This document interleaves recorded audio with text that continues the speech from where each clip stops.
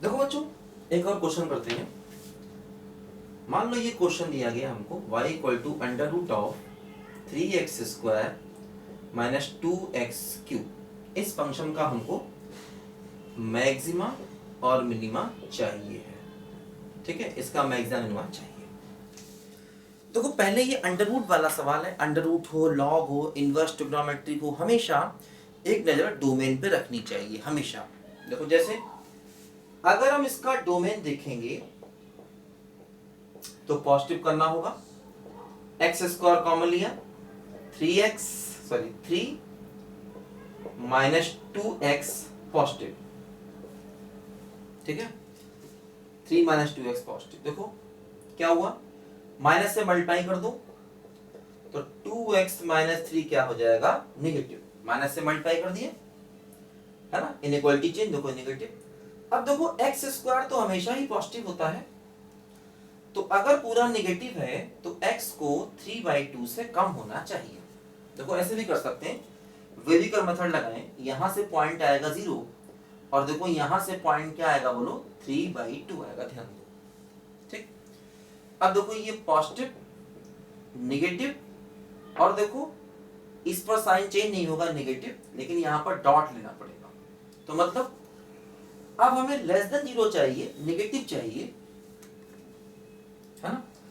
तो इसका मतलब क्या हुआ, x की वैल्यू 3/2 से लेसर इक्वल टू चाहिए। देखो यहां पर भी डॉट आएगा और ये डॉट देखो ऑलरेडी इसमें कवर हो चुका है, इसलिए इसको लिखने की जरूरत नहीं है अलग से, है ना। क्योंकि देखो अगर हम x को 3/2 से कम लेंगे तो उसमें 0 ऑलरेडी आ जाएगा, इसलिए इसको अलग से लिखने की जरूरत नहीं है, क्योंकि हमें देखो नेगेटिव चाहिए, ध्यान दो। तो x की वैल्यू देखो 3/2 से लेसर इक्वल टू होनी चाहिए, है ना। ये इस फंक्शन का डोमेन है। देखो ध्यान दो, अगर हम इसका डिफरेंशिएशन करें तो dy/dx क्या होगा, देखो रूट x का 1/2 रूट x होता है। रूट x का डिफरेंशिएशन देखो 1/2 रूट x होता है, जिसे x माना है, इसका डिफरेंशिएशन करना होगा 3x² माइनस 2x³। देखो ये हो गया 1/2 under root 3x² minus 2x³। देखो ये क्या हो गया, 6x माइनस 6x², है ना। बोलो देखो क्या करेंगे यहाँ पर, 1/2 under root 3x² minus 2x³। देखो 6x कॉमन ले लें तो 1 माइनस x हो जाएगा, ध्यान दो। ठीक है, अब देखो ध्यान दो, हम लोग ये देखें आखिर डिफरेंशिएशन कहां कहां अनडिफाइंड है और डिफरेंशिएशन कहां कहां 0 है। देखो जैसे अगर हम डिनोमिनेटर को 0 करें तो 3x² माइनस 2x³ बराबर 0, है ना। डिनोमिनेटर को 0 करने से वो पॉइंट मिलेंगे जहां पर dy/dx इनफाइनाइट हो रहा है। देखो क्या हुआ, x² कॉमन तो 3 माइनस 2x बराबर 0, तो x हो गया 0 और x क्या हो गया, बोलो 3/2 हो गया, ध्यान दो। ठीक है, तो देखो एक तो 0 पर dy/dx अनडिफाइंड है, 3/2 पर dy/dx अनडिफाइंड है, और अगर हम dy/dx को 0 करें, अगर dy/dx को 0 करें तो देखो एक पॉइंट मिलेगा 0 और एक 1, ऐसे होगा ना। 6x 1 माइनस x बराबर 0, तो x हो गया 0 और x क्या हो गया 1। तो देखो ये पॉइंट्स हमको मिले, कौन कौन से देखो पॉइंट्स मिले, 0 मिला, 3/2 मिला और देखो 1 मिला। इन पर मैक्सिमा या मिनिमा हो सकता है, क्योंकि देखो तीनों ही पॉइंट्स फंक्शन की डोमेन में है ना। तो dy/dx कहां कहां इनफाइनाइट हुआ, dy/dx इनफाइनाइट कब होगा, जब इसका डिनोमिनेटर 0 होगा, है ना। तो देखो ये पॉइंट्स मिले, और dy/dx 0 कब होगा, जब इसका न्यूमरेटर 0 होगा, है ना। dy/dx देखो ये है, ये 0 कब होगा, जब न्यूमरेटर 0 होगा। तो देखो ये पॉइंट्स मिले हमको, है ना।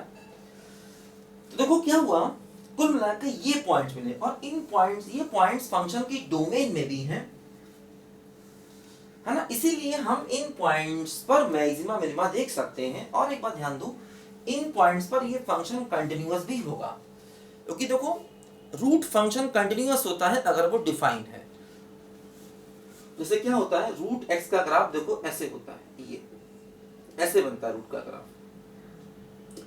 तो अगर ये नंबर पॉजिटिव है, अगर एक्स पॉजिटिव है तो रूट फंक्शन डिफाइंड होगा, है ना। अगर एक्स पॉजिटिव है तो रूट फंक्शन देखो कंटिन्यूअस होगा। तो इसका मतलब इन पॉइंट्स पर ये फंक्शन कंटिन्यूअस भी है, तो हम इसमें देखो एक्चुअली क्या है, 3/2 एंड पॉइंट है। तो 3/2 देखो इसकी डोमेन का एंड पॉइंट है, तो थोड़ा सा ग्राफ पर जाना पड़ सकता है। अब देखो इन पॉइंट्स पर ये फंक्शन कंटिन्यूअस है, क्योंकि 3/2 अगर एंड पॉइंट है तो उसके लेफ्ट में कंटिन्यूअस होगा, है ना। तो हम इन पॉइंट्स पर फर्स्ट डेरिवेटिव टेस्ट लगा सकते हैं, है ना।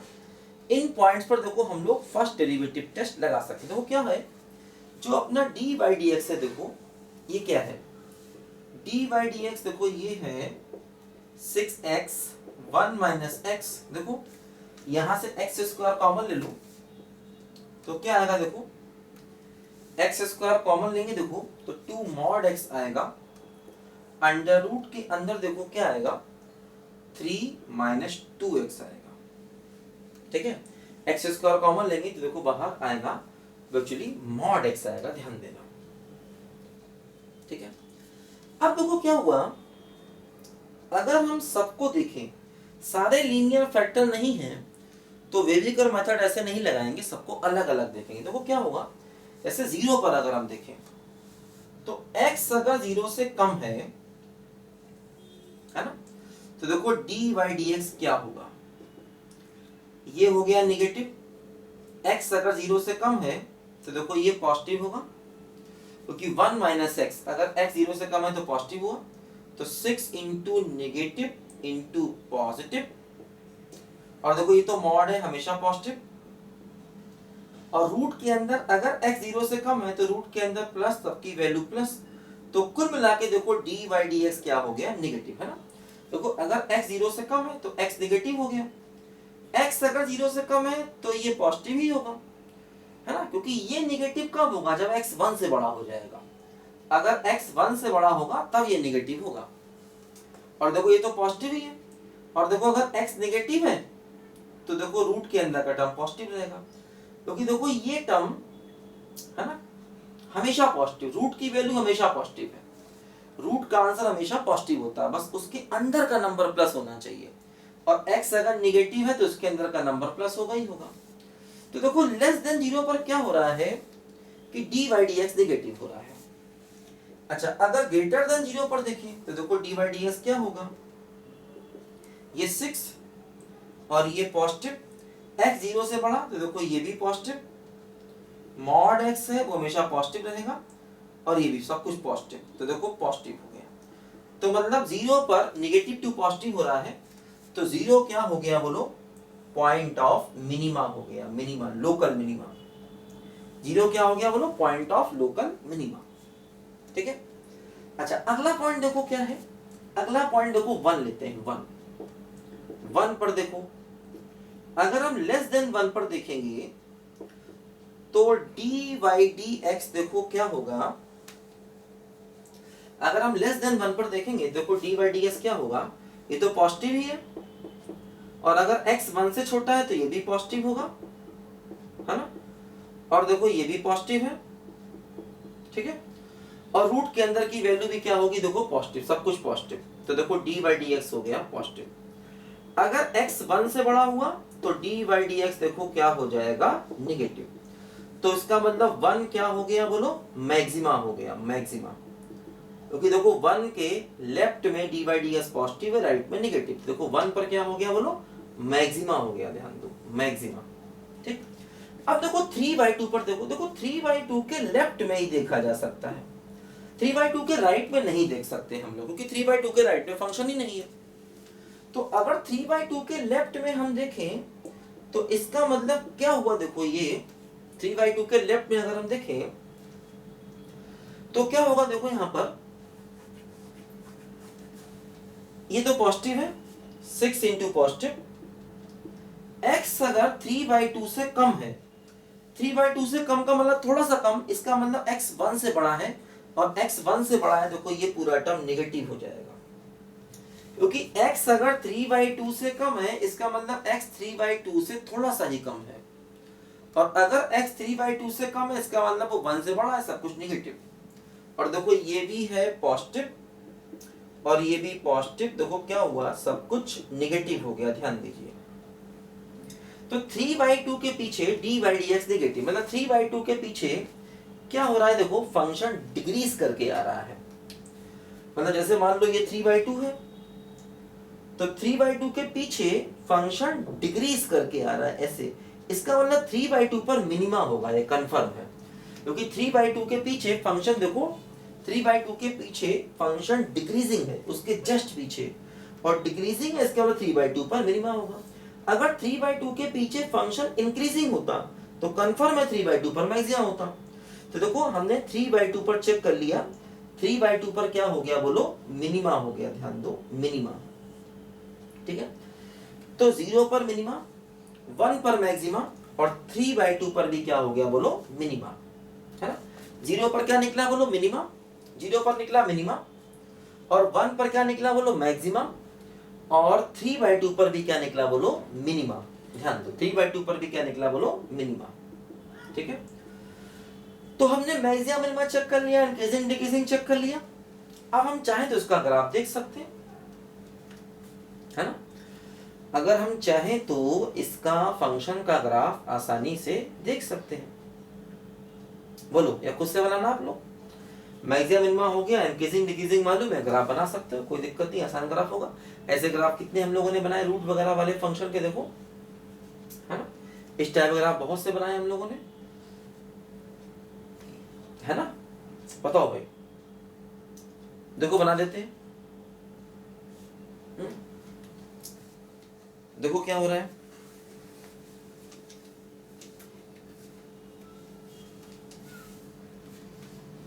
कहाँ बनाया जाए ग्राफ, कहाँ बनाया जाए, देखो यहाँ बनाते हैं, इतनी जगह में, ठीक, यहाँ देखो इसका ग्राफ बनाते हैं। देखो ये है हमारा dy/dx, देखो क्या हो रहा है फंक्शन में, ध्यान दो, 0, 1 और 3/2, देखो ऐसे 0, है ना, ये देखो 0,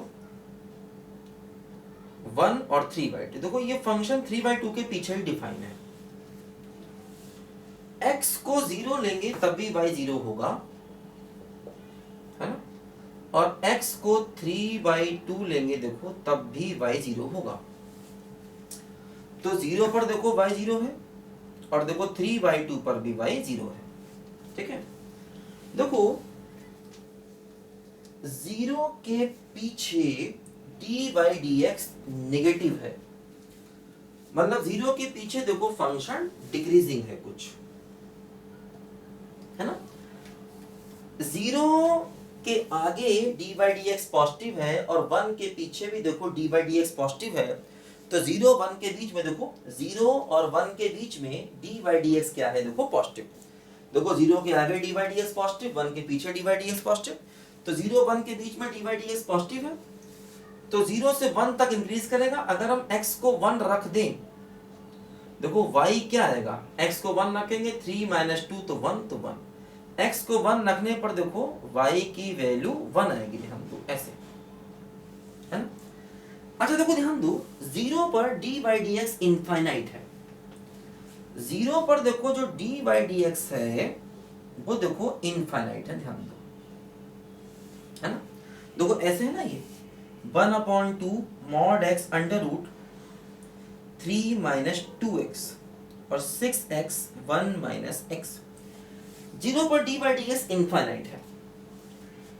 अगर हम 0 के राइट में जाएंगे तो x पॉजिटिव होगा, तो dy/dx प्लस इनफाइनाइट होगा, और अगर 0 के लेफ्ट में जाएंगे तो dy/dx माइनस इनफाइनाइट होगा, है ना। तो मतलब देखो 0 पर ये कस्प है, कस्प ऐसे करके देखो, ये 1 पर वैल्यू 1 है, ध्यान दो 1 पर वैल्यू 1 है, है ना, कुछ देखो ऐसा है ये, ठीक है। देखो अगर आप 0 पर राइट से जाओगे तो x पॉजिटिव, ये तो वैसे ही पॉजिटिव है, ये पॉजिटिव, तो 0 पर राइट साइड से जाओगे तो कुल मिला के पॉजिटिव अपॉन 0 प्लस इनफाइनाइट हो जाएगा। और 0 के लेफ्ट साइड से जाओगे तो देखो ये नेगेटिव, ये पॉजिटिव और ये 0, तो नेगेटिव अपॉन 0 माइनस इनफाइनाइट हो जाएगा। मतलब देखो जो राइट वाला टेंजेंट है, राइट हैंड डेरिवेटिव इनफाइनाइट, देखो वो एंटी क्लॉकवाइज मूव करेगा, तो इसलिए राइट हैंड डेरिवेटिव इनफाइनाइट। और लेफ्ट हैंड डेरिवेटिव क्या होगा, देखो लेफ्ट वाला टेंजेंट क्लॉकवाइज मूव करेगा, तो इसलिए left hand derivative minus infinite. देखो वही हो रहा है यहाँ पर, ठीक है। ऐसे 1 पर देखो वैल्यू 1 है, 1 के आगे देखो फंक्शन, देखो 1 के आगे फंक्शन डिक्रीज कर रहा है, D by d x negative.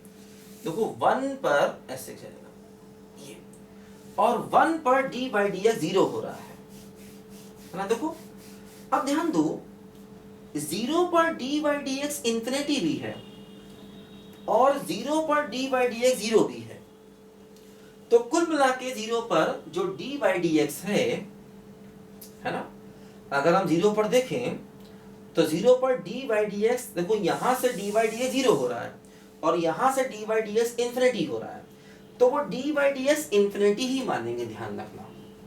0 पर डी बाई डी एक्स जो है, ठीक है, 0 पर अगर हम ध्यान देंगे तो देखो 0 पर डी बाई डी एक्स को इंफिनिटी ही माना जाएगा, है ना। क्योंकि देखो क्या हो रहा है, 0 पर राइट से देखेंगे और लेफ्ट से देखेंगे, है ना, तो 0 पर D by d x define नहीं है ना, क्योंकि देखो 0 पर डी बाई डी एक्स 0 भी आ रहा है और यहां से देखें तो D by d x infinity भी आ रहा है। क्योंकि देखो अगर हम 0 पर राइट से जाएंगे, है ना, तो x से x कैंसिल हो जाएगा, तो एक्चुअली उसकी राइट हैंड लिमिट आएगी वो, है ना।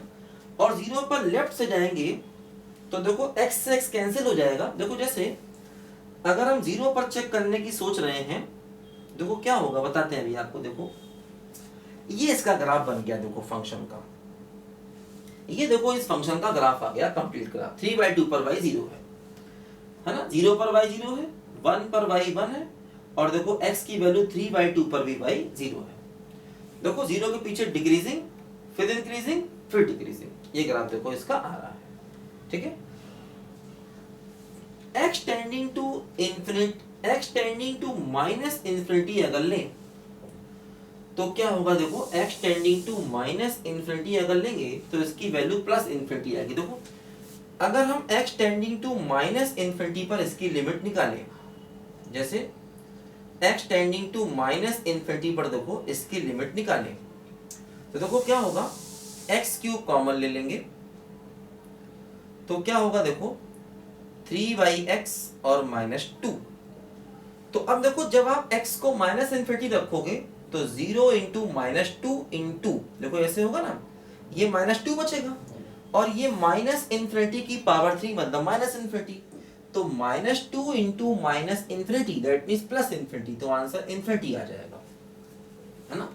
अगर हम माइनस इंफिनिटी पर देखो इसकी लिमिट निकालेंगे, अंदर से x क्यूब कॉमन लेंगे, x क्यूब कॉमन आया तो क्या बचेगा, 3x - 2। तो अब देखो क्या होगा, जब आप x को रखोगे माइनस इंफिनिटी तो 1/∞ 0 हो जाएगा, तो ये बचेगा -2, और माइनस इंफिनिटी की पावर 3 वो भी माइनस इंफिनिटी, क्योंकि नेगेटिव की पावर ऑड मतलब नेगेटिव इंटू नेगेटिव कुल मिला के पॉजिटिव, तो अंडर इंफिनिटी का मतलब इंफिनिटी ही होगा, तो इसलिए तो ग्राफ ये ऐसे करके जाएगा, इंफिनिटी पर जाएगा, ठीक है। x को माइनस इंफिनिटी लोगे तो y देखो इंफिनिटी पर जाएगा, तो मतलब 1 लोकल मैक्सिमा है, ग्लोबल मैक्सिमा नहीं, क्योंकि देखो फंक्शन इंफिनिटी पर जा रहा है इसलिए ग्लोबल मैक्सिमा नहीं मिलेगा। 1 लोकल मैक्सिमा है, ग्लोबल नहीं। देखो 0 लोकल मिनिमा है और 3/2 भी क्या है बोलो, लोकल मिनिमा है, ध्यान दो। अब देखो जैसे यहां पर ध्यान दो कि जैसे 0 पर अगर हम ध्यान दें तो देखो 0 पर अगर हम राइट हैंड डेरिवेटिव निकालना चाहें, देखो क्या हो रहा है यहां पर, ध्यान दो। जैसे इसका dy/dx देखो ये बना, देखो अब यहां पर देखो एक बड़ी इंटरेस्टिंग बात सामने आई है।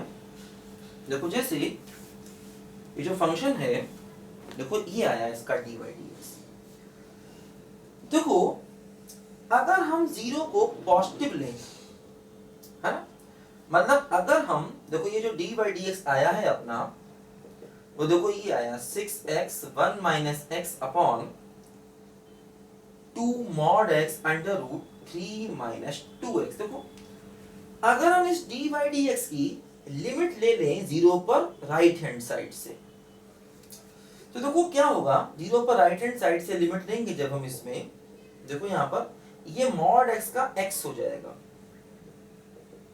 ये एक्सेस कट जाएगा।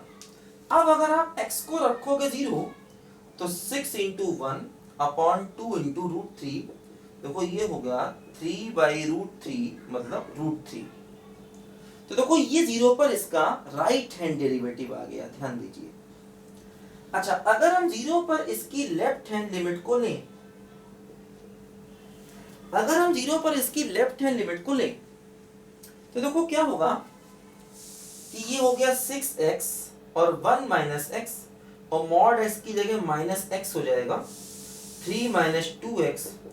अब देखो x से कटा, x को रखोगे जीरो तो 6 इंटू 1 माइनस 2 इंटू रूट 3, तो 3 बाई माइनस रूट 3, तो माइनस रूट 3 मतलब देखो ये लेफ्ट हैंड डेरिवेटिव आ गया। इसका मतलब जीरो पर कस्प नहीं होगा, जीरो पर राइट हैंड डेरिवेटिव अलग है और जीरो पर लेफ्ट हैंड डेरिवेटिव देखो अलग है। तो जीरो पर जो हम कस्प सोच रहे थे देखो वो कस्प नहीं होगा। जीरो पर फंक्शन कंटिन्यूअस तो है लेकिन देखो जीरो पर फंक्शन नॉट डिफरेंशिएबल है, ध्यान दो, क्योंकि देखो राइट हैंड डेरिवेटिव अलग है, लेफ्ट हैंड डेरिवेटिव देखो इसका अलग है। तो जीरो पर देखो ये फंक्शन नॉट डिफरेंशिएबल है ना। तो जीरो पर कस्प नहीं होगा, ध्यान देना, क्योंकि वो उसकी लिमिट राइट हैंड साइड से कुछ और आ रही है, लेफ्ट हैंड साइड से कुछ और आ रही है, ध्यान दो। देखो जैसे हमने क्या किया, डिफरेंशिएट करने के बाद उसकी राइट हैंड लिमिट को निकाल लिया तो मिल गया राइट हैंड डेरिवेटिव, और उसकी लेफ्ट हैंड लिमिट को निकाल लिया तो मिल गया लेफ्ट हैंड डेरिवेटिव। क्योंकि ये फंक्शन जीरो पर कंटिन्यूअस था तो इसलिए देखो हमने यहां पर ये मेथड लगा दिया, है ना। मतलब अगर फंक्शन कंटिन्यूअस हो तो उसको डिफरेंशिएट करके, है ना, हम राइट हैंड लिमिट निकालने के लिए जो डिफरेंशिएशन आया उसका राइट हैंड लिमिट ले सकते हैं और जो डिफरेंशिएशन आया उसका लेफ्ट हैंड लिमिट ले सकते हैं। तो देखो वो लेफ्ट डेरिवेटिव राइट डेरिवेटिव बताएगा हमेशा हमको, क्योंकि ये जीरो पर कंटिन्यूअस है इसलिए, है ना।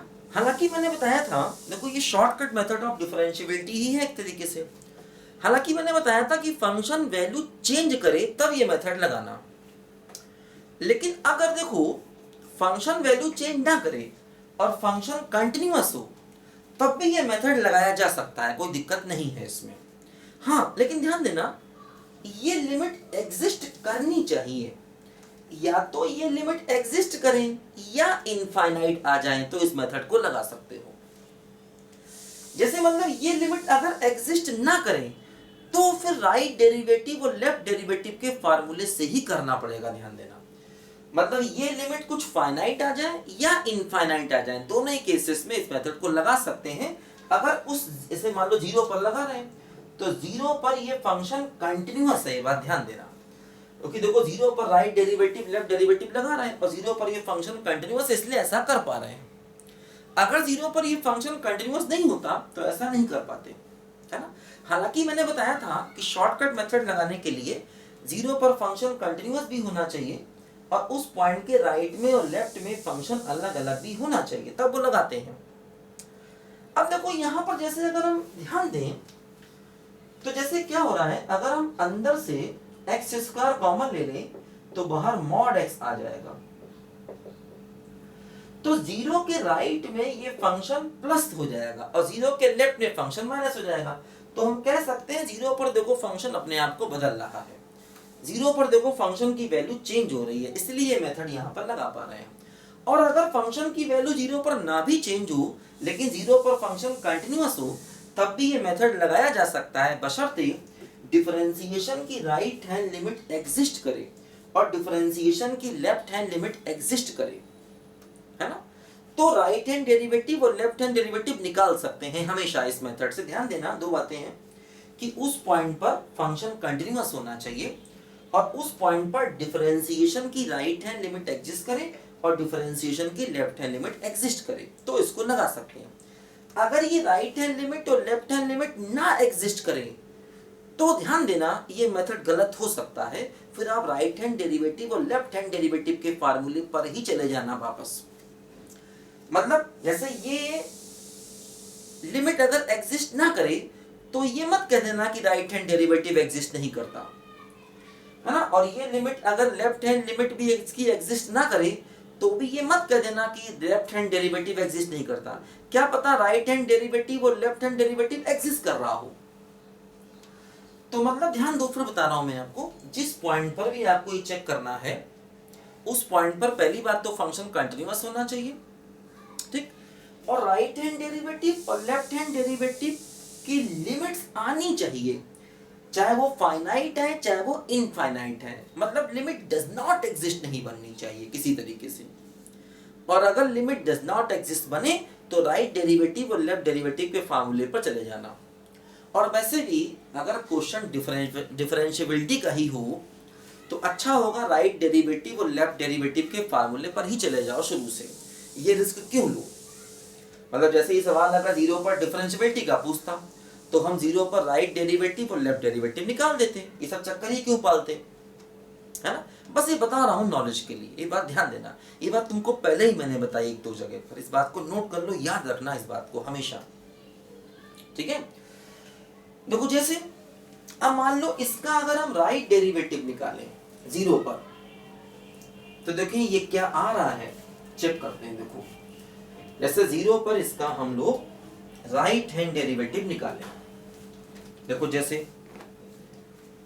राइट हैंड डेरिवेटिव निकालें एट x इक्वल टू 0 तो क्या होगा, देखो limit x tending to 0 f of a plus h, a की जगह 0 आ जाएगा, 0 पर निकालना है तो 0 प्लस h यानी fh हो जाएगा, माइनस f0 अपॉन h हो जाएगा। देखो लिमिट h टेंडिंग टू 0, देखो fh की ये वैल्यू है ना, क्या हो गया बोलो, mod h under root 3 minus 2h, ठीक है, और अपॉन h, मॉड h हो जाएगा, इससे कैंसिल हो जाएगा, 0 पुट करोगे देखो आंसर √3 आ जाएगा। देखो ये राइट हैंड डेरिवेटिव देखो √3 आया। इसी प्रकार देखो ये राइट हैंड डेरिवेटिव आ गया। इसी प्रकार देखो अगर हम लेफ्ट हैंड डेरिवेटिव निकालें तो क्या होगा, h tending to 0 f of 0 minus h, तो f ऑफ माइनस h हो जाएगा, माइनस एफ ए यानी कि f0 अपॉन माइनस h हो जाएगा। ध्यान दो बताया था ना formula, f of a minus h minus F A upon minus h, a की जगह 0 हो गया।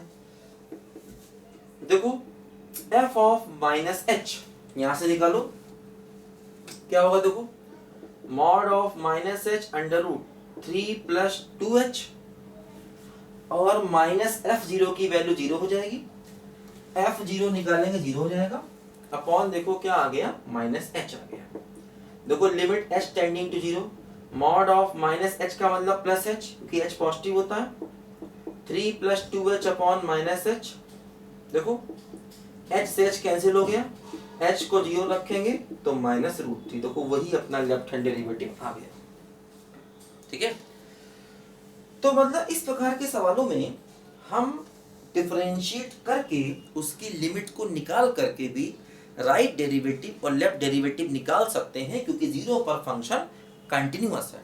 हालांकि जब मैंने तुम्हें डिफरेंशिएटिव का शॉर्टकट तरीका बताया था तो वहां पर सेफ साइड लेके चलने की वजह से तुमको मैंने ये समझाया था कि 0 उस पॉइंट पर, जिस पॉइंट पर शॉर्टकट लगा रहे हैं उस पॉइंट पर फंक्शन कंटिन्यूअस भी होना चाहिए और उसके राइट में और लेफ्ट में फंक्शन की वैल्यू अलग अलग भी होनी चाहिए। वो हम लोग काफ़ी सेफ साइड लेके चल रहे थे, इसलिए तुमको वो तरीका मैंने बताया था। वहाँ पर क्या बताया था कि उस पॉइंट पर फंक्शन कंटिन्यूअस भी होना चाहिए और राइट में लेफ्ट में फंक्शन की वैल्यू अलग अलग भी होनी चाहिए, ठीक है। लिखो बच्चों ध्यान से, सारी बातों को याद रखना है।